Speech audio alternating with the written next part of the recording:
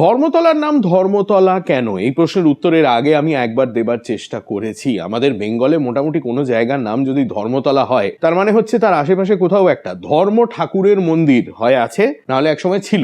কলকাতায় ইনফ্যাক্ট দুটো ধর্মতলা আছে। একটা ধর্মতলা আছে কসবার ভেতরে, সেটার ব্যাপারেও একটা ভিডিও আমি বানিয়েছিলাম, খুঁজে দেখুন, ওই রিলসের মধ্যে কোথাও একটা আছে। কিন্তু এবার প্রশ্ন হচ্ছে, কসবার ধর্মতলা যেটা, সেখানে তো ধর্ম ঠাকুরের মন্দির আছে, কিন্তু আমাদের সেন্ট্রাল ক্যালকাটার ধর্মতলা যেটা, সেটা ধর্ম ঠাকুরের মন্দিরটা কোথায়? এই প্রশ্নের উত্তর আপনার যদি জানার ইচ্ছে থাকে, তাহলে আপনাকে ধর্মতলার দিক থেকে এসএন ব্যানার্জি রোডে ঢুকতে হবে। ঢুকে মোটামুটি 1 কিলোমিটার গেলে রাস্তার ডান দিকে আপনি দেখতে পাবেন এই হচ্ছে মন্দির, তালতলা শীতলা মন্দির এবং ধর্ম ঠাকুরের মন্দির। মন্দিরের ভেতরটা আপনাকে দেখিয়ে দিচ্ছি, খুবই পরিষ্কার পরিচ্ছন্ন, মেনটেনেন্স খুব সুন্দর। গর্ভগৃহের ভেতরটাও দেখিয়ে দিই, একাধিক দেবী দেবতা ভেতরে রয়েছেন আপনি দেখতে পাচ্ছেন, এবং তাদের সবার মাঝখানে ইনি হচ্ছেন ধর্ম ঠাকুর।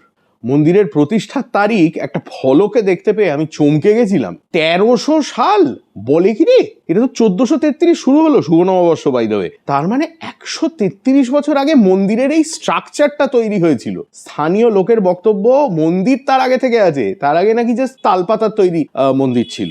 তাহলে এবার আপনি জেনে গেলেন ধর্মতলার নাম ধর্মতলা কেন, এবং ধর্মতলার ধর্ম ঠাকুরের মন্দিরটা কোথায় আছে। কলকাতার ইতিহাস সম্বন্ধে, কলকাতার রাস্তাঘাট, ঐতিহাসিক বাড়ি ইত্যাদি ইত্যাদি সম্বন্ধে যদি আপনার কোনো প্রশ্ন থাকে, করে যান কমেন্টসে। আর এরকম আরো গল্প শুনতে হলে ইনস্টাগ্রামে ফলো করুন আর ইউটিউবে সাবস্ক্রাইব করুন টু হাফ প্যান্ট হিস্ট্রি।